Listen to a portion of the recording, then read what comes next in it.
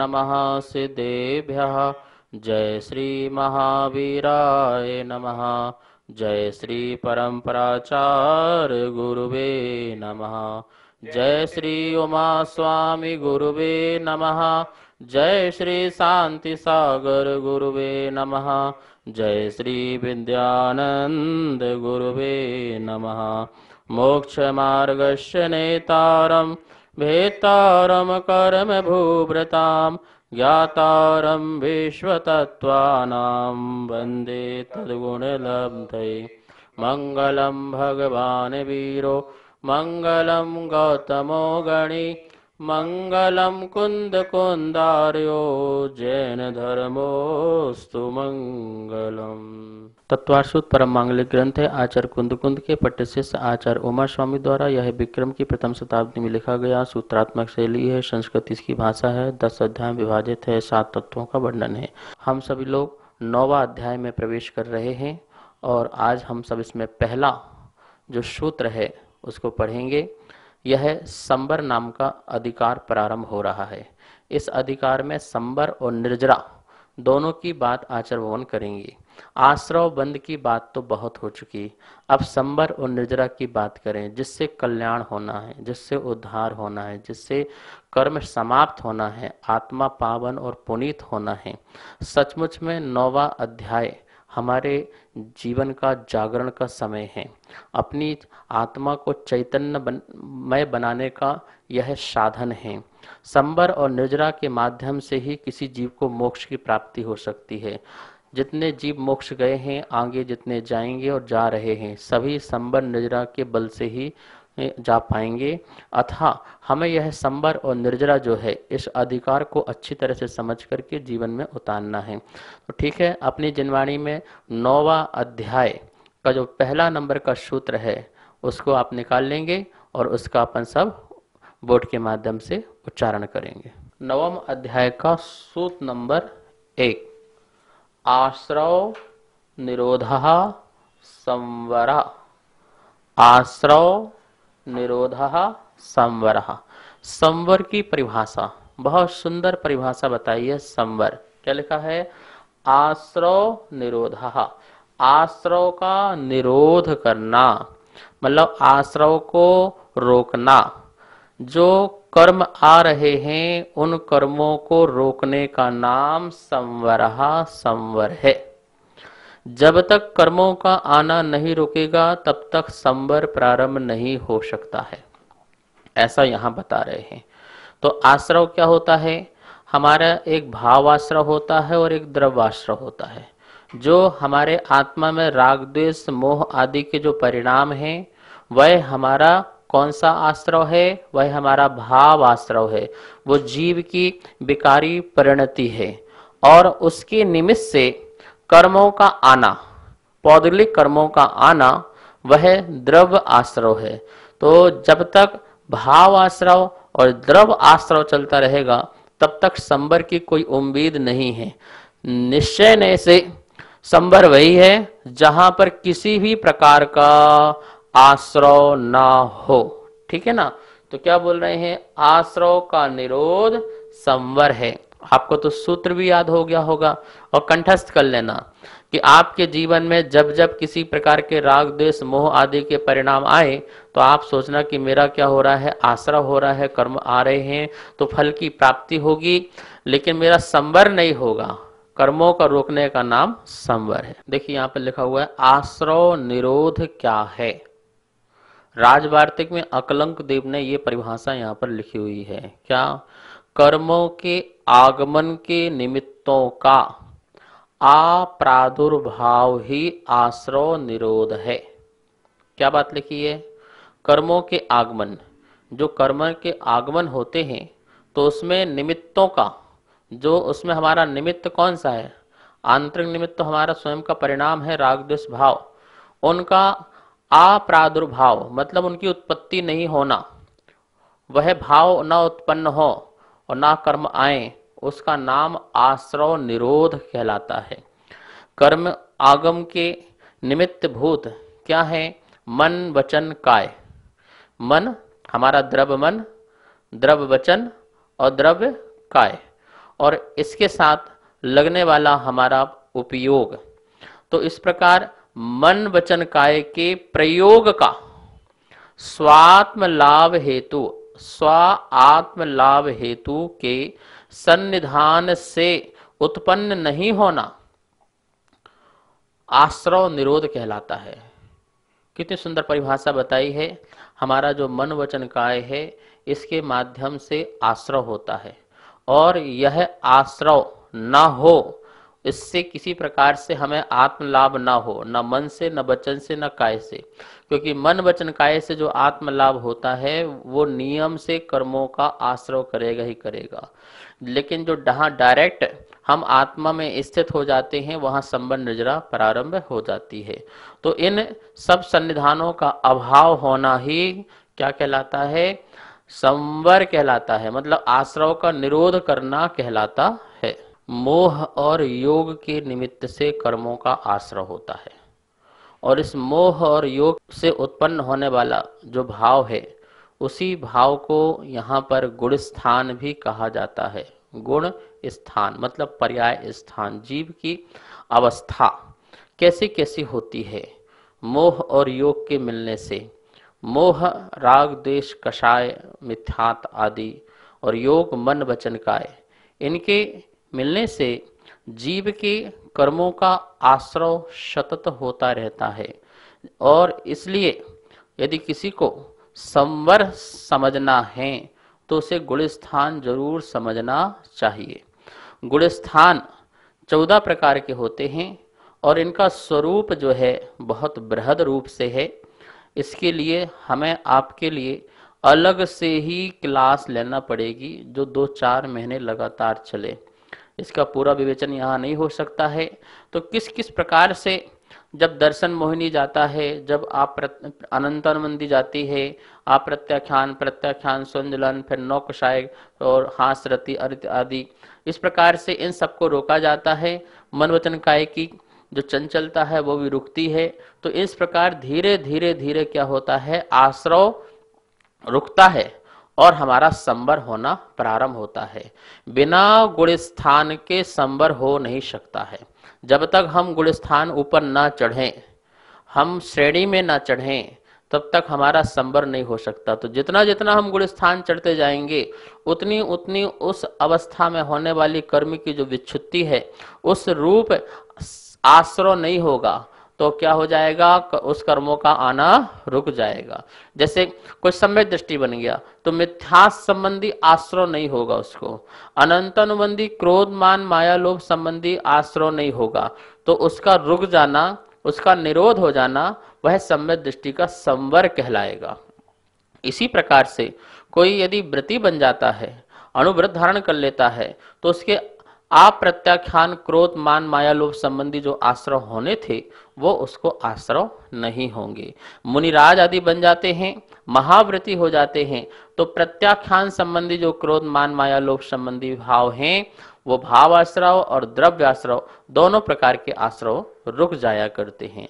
मन वचन काय की भी धीरे धीरे चंचलता जो है समाप्त होते जाती है, और एक समय ऐसा आता है कि हम समस्त मोहिनी कर्म का क्षय करके 12वें गुण स्थान में पहुंच जाते हैं, और योगों में जो चंचलता है वो रुकती है और बहुत ज्यादा हमारा आश्रव का निरोध हो जाता है। अब योग संबंधी जो है आश्रव मात्र होता है। संयोग केवली को भी योग संबंधी ही आश्रव है, मोहिनी संबंधी आश्रव नहीं होता है। इसलिए वहां आश्रव जो होता है वह तुरंत ही क्या होता है, क्षय को प्राप्त हो जाया करता है। तो इस प्रकार से मोह और योग के निमित्त से कर्मों का आश्रय हुआ करता है, और पहले गुण स्थान से लेकर 13वें गुण स्थान तक आश्रय होता है। लेकिन हर श्रेणी में संवर भी हो रहा है। जितने जितने गुण स्थान आप चढ़ते जाओगे संवर होता जाएगा, क्योंकि उस पायदान में कर्म की विच्छुत्ति होते जाएगी, अर्थात उसका वहां उदय काल नहीं पाया जाएगा, जिसके कारण उस कर्म का संवर भी होता है। बड़े पुरुषार्थ से ही गुण स्थान चढ़ा जाता है, अपने पुरुषार्थ से ही अच्छे भाव किए जाते हैं, परिणाम किए जाते हैं। तो यहाँ पर जो सूत्र बोला है बहुत वैज्ञानिक सूत्र बोला है, आश्रव मतलब संसार और संवर मतलब मोक्ष के लिए कदम बढ़ना, मोक्ष के लिए कदम उठाना। आपका कदम मोक्ष के लिए चल रहा है, इसका नाम संवर है। तो जब तक हमारा आश्रय होगा तो संवर कैसे होगा? अब देखिए, आश्रय भी दो प्रकार का होता है, एक शुभ आश्रय होता है और एक अशुभ आश्रय होता है, ठीक है ना। तो शुभ और अशुभ दोनों आश्रय ही हैं। सप्तम अध्याय में अपन ने देखा था पुण्य आश्रय और पाप आश्रय, तो दोनों ही आश्रय है ना। तो यहाँ पर दोनों ही आश्रय के निरोध को संवर कहते हैं। कोई ये समझे कि हमने तो पाप के आश्रय को रोक दिया और पुण्य के आश्रय जो हैं वो कार्य करते रहेंगे तो हमारा संवर हो जाएगा। हाँ, हो जाएगा। आपका अशुभ आश्रय का संवर हुआ है, लेकिन शुभ आश्रय का संवर नहीं हुआ है। लेकिन यहां पर एक बात कह रहे हैं, निश्चय से आश्रय तो वही है जहां पर दोनों का ही आश्रय रुक जावे, उसके लिए संवर कहते हैं। लेकिन ऐसा संभव नहीं है। छठम गुण स्थान हो, सातम गुण स्थान हो, आठवां गुण स्थान हो, नौवां गुण स्थान हो, 10वां गुण स्थान हो, वहां भी आश्रय चल रहा है कषाय संबंधी। सप्तम गुण स्थान तक तो बुद्धि पूर्वक और सप्तम गुण स्थान के ऊपर जो है अबुद्धि पूर्वक जो है आश्रय जो है चलता है, आश्रय होता है। लेकिन वहां पर उपयोग शुद्धोपयोग के ऊपर ज्यादा अभिमुख होते हैं, इसलिए वहां पर संवर ज्यादा है और आश्रय अत्यंत अल्प है। तो वहां दोनों कार्य हो रहे हैं। जो गुण स्थान हैं उन गुण स्थानों में अपन देखें कहाँ पे अल्प हो रहे हैं और कहाँ पर अत्यंत अधिक हो रहे हैं। तो हम ऊपर ऊपर बढ़ते जाएंगे तो हमारा आश्रय जो है शुभ रूप भी जो आश्रय हो वो कम होगा और शुद्ध उपयोग की दशा से हमारा संवर और निर्जरा जो है बहुत अधिक होगी, तो हमारा उसमें कल्याण होता है। तो यहाँ पर मैं आपसे यह कहूंगा कि यदि आपने गुणस्थान पढ़े होंगे तो आपको बड़ा आनंद आएगा संवर का प्रकरण पढ़ने में। यदि गुणस्थान नहीं पढ़े हैं तो आप पढ़िए, क्योंकि उस गुणस्थान के माध्यम से ही हमको ये पता चलेगा कि हमें कहाँ कैसे कर्मों का आश्रय रोकना है और संवर की ओर बढ़ना है। तो संवर के बारे में जानने के लिए आचार्य कहते हैं कि हम सब लोग उन कारणों को भी जान लें जिससे संवर होना है, क्योंकि हम कारण ही नहीं जानेंगे तो हम संवर कैसे प्रकट कर पाएंगे। तो यहाँ पर हम संवर के कारण के बारे में जानते हैं। आचार्य भगवान ने सूत्र नंबर 2 9वें अध्याय में दिया है, संवर के कारण कौन कौन सा ऐसा कार्य है जिसे हम करें, अपने जीवन में उतारें, जिससे संवर प्रारंभ हो जाए। तो आइए बोर्ड के माध्यम से इस सूत्र का उच्चारण करते हैं। 9वें अध्याय का सूत्र नंबर 2 है, सा गुप्ती समिति धर्मानुप्रेक्षा परिसहजय चारित्रहि। फिर से देखिए, सा गुप्ती समिति धर्मानुप्रेक्षा परिसहजय चारित्रहि। सूत्र पढ़ना आपको आ गया होगा। शह वह, शह वह, यहाँ पर विसर्ग का लोप हो गया है, जहां पर संधि करेंगे तो शह हो जाएगा। शह मतलब आपने पढ़ा होगा सह तौ ते, तो शह मतलब वह, तौ मतलब वे दोनों, ते मतलब वे सब। तो शह मतलब वह क्या, पीछे के सूत्र से अनुवृत्ति लीजिए, किसकी बात चली थी, संवर की। तो संवर गुप्ती समिति धर्म अनुप्रेक्षा परिसहजय और चारित्र ही, चारित्र के द्वारा। यहाँ पर समस्त पद बनाया और तृतीया का बहुवचन, तो तृतीय में क्या होता है, के द्वारा। तो वह संवर किसके द्वारा होता है, तो पहला बोला है गुप्ती के द्वारा, दूसरा समिति के द्वारा, तीसरा धर्म के द्वारा, चौथा अनुप्रेक्षा के द्वारा, पांचवा परिसहजय के द्वारा और छठवा चारित्र ही, चारित्र के द्वारा। यदि आप गुप्ती समिति धर्म अनुप्रेक्षा परिसहजय और चारित्र धारण करते हैं तो उसके माध्यम से क्या होगा, कर्मों का आना तो रुक जाएगा, फिर कर्म नहीं आएंगे, नियम से संवर हो जाएगा संवर मतलब कर्म का रोकना। द्वार बंद कर देंगे तो अब बाहर से कोई नहीं आएगा। ये जो काम है कौन करेगा? ये गुप्ती समिति आदि जो 6 बातें यहां पर बताई हैं वह बातें करेंगी। तो इनके बारे में हमें अच्छे से समझना है।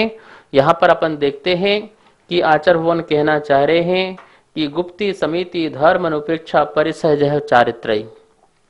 आपके मन में प्रश्न आना चाहिए कि ये गुप्ती समिति आदि किसके लिए होती हैं? तो नियम से ये मुनिराज के लिए गुप्ती होती है, समिति होती है, 10 धर्म होते हैं और परिसह जय होते हैं, अनुप्रेक्षा होते हैं और चारित्र ही चारित्र होते हैं। मुनिराज के वैसे 28 मूल गुण होते हैं और उत्तर गुणों में ये सारे के सारे जो हैं, यहाँ पर जो संवर की बात कही गई है ये सभी जो हैं उनके उत्तर गुणों में, समिति को छोड़ देंगे तो बाकी सभी जो हैं उनके उत्तर गुणों में ये आते हैं, जिससे माध्यम से वो संवर कर सकते हैं। नमोस्तु श्री, मेरे मन में एक प्रश्न उठ रहा था, गुप्ती समिति आदि तो श्रावकों को होती नहीं है, तो क्या फिर उनको संवर भी नहीं होता होगा? श्रावकों के संवर, देखिए श्रावकों को समिति, गुप्ती, 10 धर्म आदि ये बिल्कुल होते नहीं हैं। बिल्कुल का मतलब है अंश अंश में तो हो, लेकिन संपूर्ण रूप से ये श्रावकों को नहीं हो सकते हैं, इसलिए ये मुनियों के हैं। और ये मुनियों में भी ये व्यवहार रूप से और निश्चय रूप से, इनमें भी 2 प्रकार से लगाना।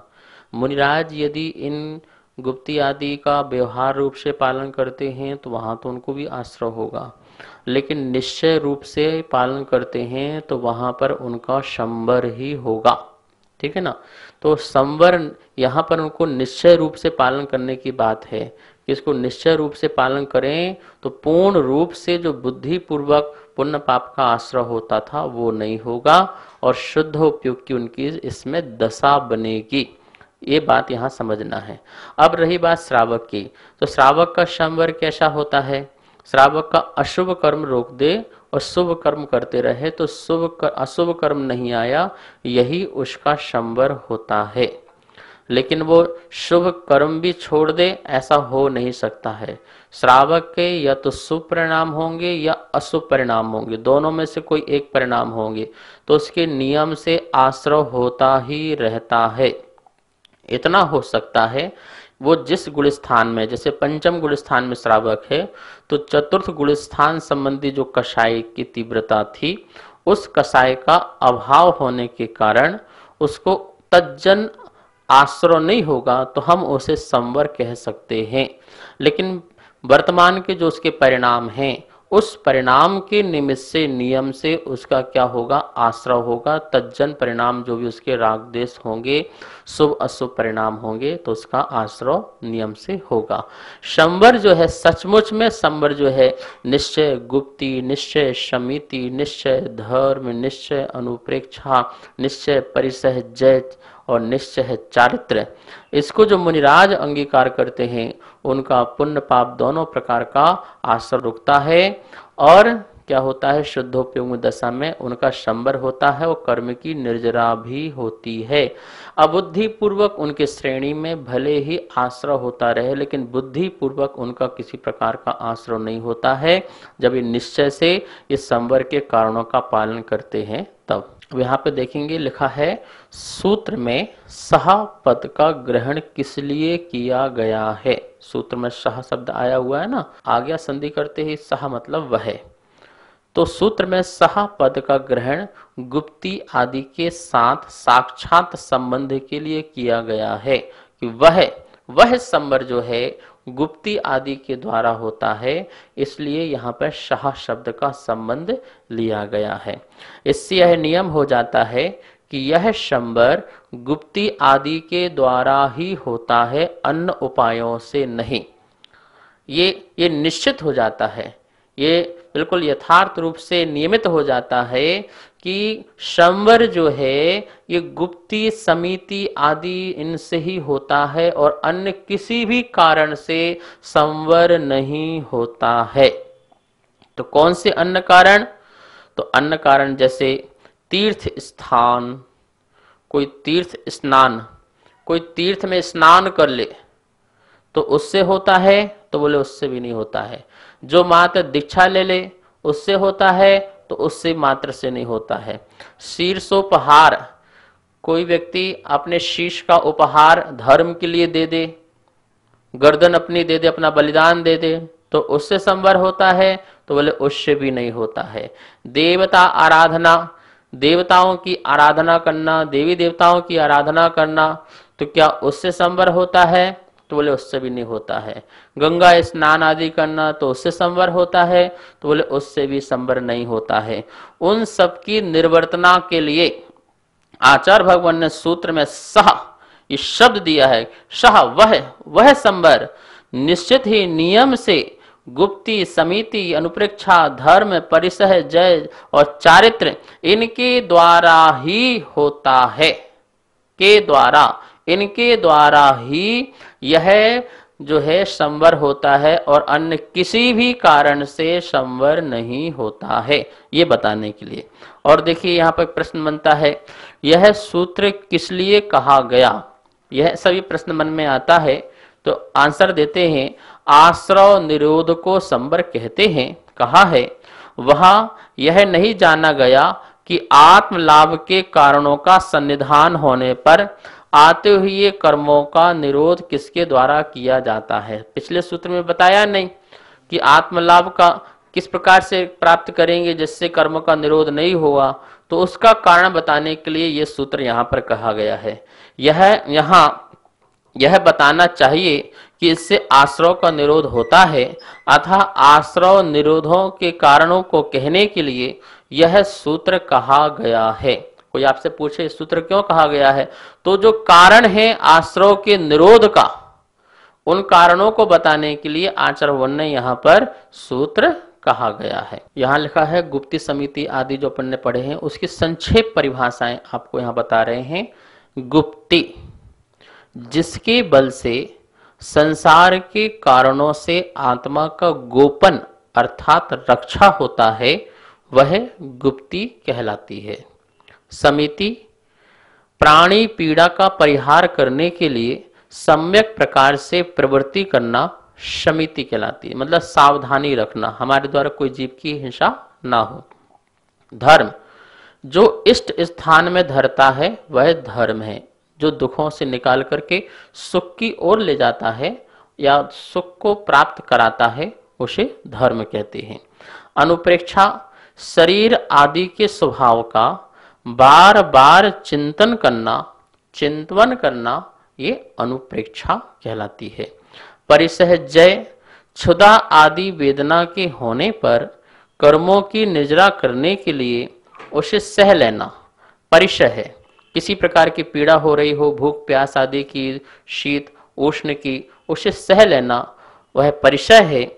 और परिसहों को जीतना उसे परिसह जय कहते हैं। चारित्र, जिससे हित की प्राप्ति करते हैं और अहित का परिहार करते हैं, उसे चारित्र कहते हैं। मतलब कि अशुभ आदि से बचना, शुभ को भी लगन न करके शुद्ध उपयोग में जाना, वह चारित्र है। तो यहाँ पर संक्षेप में आपको पांचों जो 6 प्रकार के संवर के कारण कहे हैं उनके बारे में यहाँ बताया।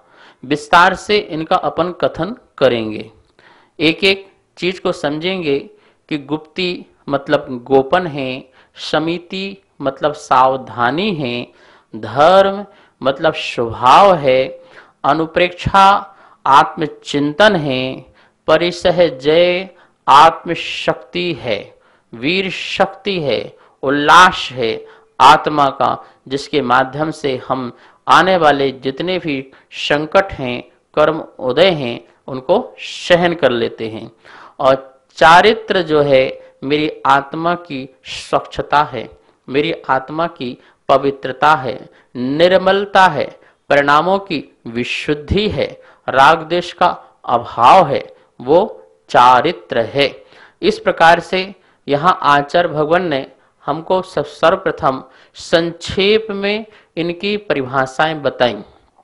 इसके बाद एक एक का अपन विशेष रूप से विस्तार करते जाएंगे, समझते जाएंगे, गुप्ती समिति आदि क्या है और इससे हमारे जीवन में किस प्रकार से संवर होता है और कैसे आश्रव का निरोध होता है। कार्तिकनु परीक्षा में कहा है संवर किसके होता है, तो मुनियों के होता है। जो मुनि विषयों से विरक्त होकर के मन को पांचों इंद्रियों से विरक्त करते हैं, अर्थात विषय वासनाओं से अपने को हटाते हैं, सदा दूर रखते हैं, उनमें प्रवृत्ति नहीं करते हैं, अपने आत्म प्रवृत्ति में लगे रहते हैं, उन्हीं मुनि के निश्चय से संवर होता है।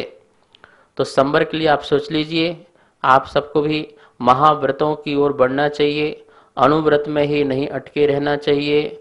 अनुव्रतों से भी उठ करके महाव्रत में, कोई बोले काल बदल गया है, इस काल में कैसे महाव्रती बने।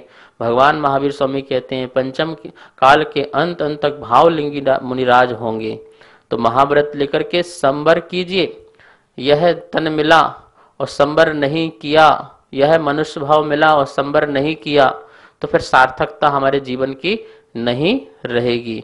संवर के बारे में जो गुप्ती समिति आदि है उसका विशेष व्याख्यान कल करेंगे, एक एक को अच्छी तरह से समझ करके समझेंगे। आइए अब जनवाणी स्तुति करते हैं।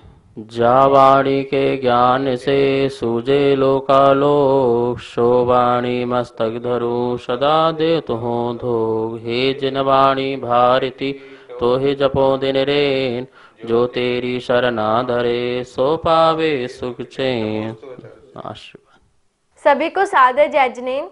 आप सभी के सहयोग से छठे अध्याय की पुस्तकें छप के आ चुकी है तथा जो भी महानुभाव सातवें अध्याय की पुस्तक छपवाने में अपना सहयोग देना चाहते हैं, इसके अलावा जो भी स्वाध्याय प्रेमी जैन पाठशाला में पुण्यार्जक बनने का सौभाग्य प्राप्त करना चाहते हैं, वह नीचे दिए गए मेरे नंबर पे संपर्क करें। मैं आरती जैन, जय जिनेन्द्र।